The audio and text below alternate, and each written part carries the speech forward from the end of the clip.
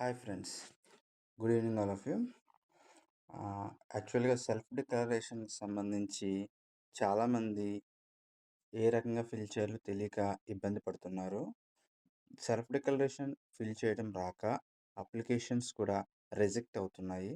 So ఒకసారి అందరూ అడగడం బట్టి సెల్ఫ్ డిక్లరేషన్ ఎలా ఫిల్ చేయాలి అన్న విషయం మీద ఈరోజు మీకు నేను చెప్తున్నాను. ఇది ఏపీపీసీ ఆంధ్రప్రదేశ్ ఫార్మసీ కౌన్సిల్కి సంబంధించిన సెల్ఫ్ డిక్లరేషన్ ఫామ్. ఈ ఫామ్లో పైన డీటెయిల్స్ ఉంటాయి. పర్సనల్ డీటెయిల్స్ అన్నీ ఎంటర్ చేస్తాం. ఏజ్, అడ్రస్, నేము. నెక్స్ట్ వచ్చేసి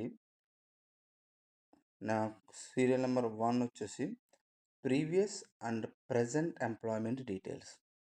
ఇక్కడ ప్రీవియస్ డీటెయిల్స్ అంటే మీరు ఫస్ట్ సర్టిఫికేట్ తీసుకున్న దగ్గర నుంచి ప్రస్తుతం ఇప్పటి వరకు అన్ని ఎంప్లాయ్మెంట్స్కి సంబంధించిన డీటెయిల్స్ అన్ని ఎంటర్ చేయాల్సి ఉంటుంది జనరల్గా. అలాగే నెక్స్ట్ సీరియల్ నెంబర్ 4 వచ్చేసి previous and present studying details.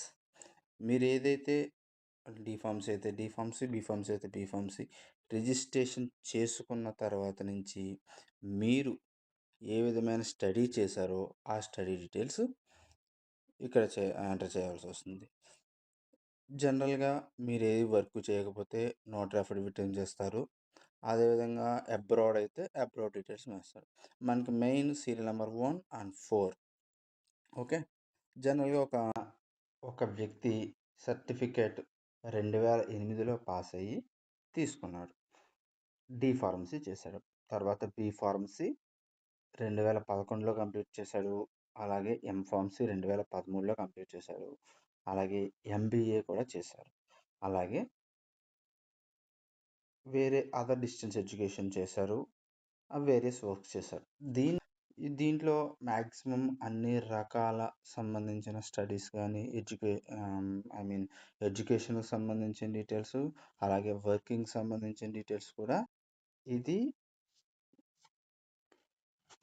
ఒక నమూనా మాత్రమే.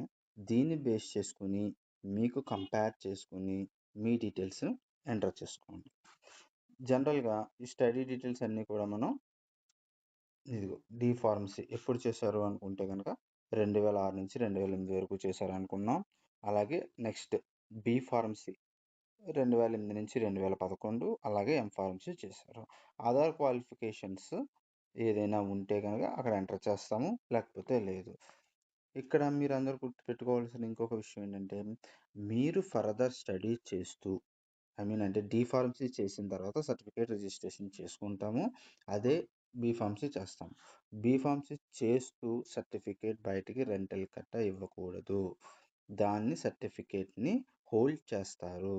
అలాగే మీరు ఎం ఫార్మసీ కానీ ఏదైనా చేస్తే సర్టిఫికేట్ బయటికి ఇవ్వకూడదు. షాప్స్కి రెంట్కి ఎట్టి పరిస్థితుల్లోనూ ఇవ్వకండి. మీ ఎంప్లాయ్మెంట్ ఏదైతే ఉందో దానికి సంబంధించి ప్రాపర్గా రిజిస్టర్ చేసుకోండి. అలాగే అవుట్ డేట్స్ కూడా ఖచ్చితంగా రిజిస్టర్ చేసుకోండి. జనరల్గా ఒక వ్యక్తి ఒక ఫార్మసీలో జాయిన్ అయ్యాడు అనుకుందాం. అతను ఇప్పుడు ఈ సందర్భంలోనే చూస్తే కనుక ఇతను డి ఫార్మసీ, బి ఫార్మసీ, ఎం ఫార్మ్ చేశారు, ఏదో ఒక ఫార్మసీ పెట్టుకున్నారు అని అనుకుందాం. ఆ ఫార్మసీకి సంబంధించిన స్టాంప్ మీ సర్టిఫికేట్ వెనకాల ఈ రకంగా ఉంటుంది.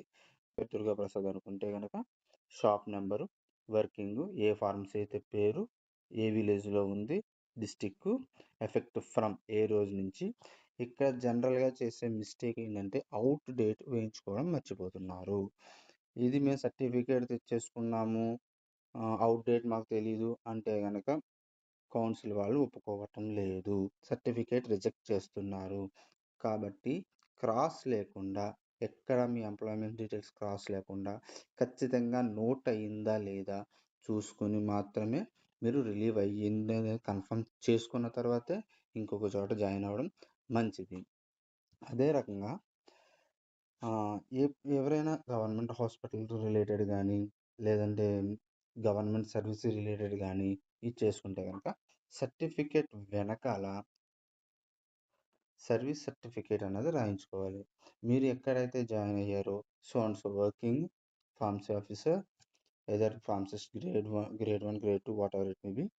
అండ్ ఫ్రమ్ ఏ డేట్ నుంచి అయితే మీరు అక్కడ వర్క్ చేస్తున్నారు, ప్రజెంట్ అయితే ప్రజెంట్, ఇన్ కేస్ ఏదైనా డేట్ ఉంటే కనుక డేట్ మెన్షన్ చేస్తారు. That's it. అలాగే మీరు ఫార్మసీలోనే ఐ మీన్ ప్రైవేట్ మెడికల్ షాప్లోనే కనుక కంటిన్యూ అవుతూ ఉంటే మీ షాపు ఒకటి కానీ 2 సార్లు రెన్యువల్ అయిన తర్వాత ఖచ్చితంగా డిఐ గారితో ఎండార్స్మెంట్ అని అడుగుతారు. మీరు అప్లై చేసి ముందే ఆ ఎండార్స్మెంట్ చేయించుకుని పెడితే అది ఖచ్చితంగా యాక్టివ్ సబ్మిట్ అవుతుంది. అంతేగాని లేని పక్షంలో సర్టిఫికేట్ రిజెక్ట్ అయ్యే పరిస్థితులు ఉన్నాయి. మళ్ళీ చేయించి రీఅప్లోడ్ చేయించుకోవాల్సి ఉంటుంది. సో ఈ విషయాలన్నిటి మీద మీరు ఒక అవగాహన కలిగి ఉండి ప్రాపర్గా ఫిల్ చేసి మంచిగా సర్టిఫికేట్ రెన్యువల్ పొందుతారని ఆశిస్తూ థ్యాంక్ యూ.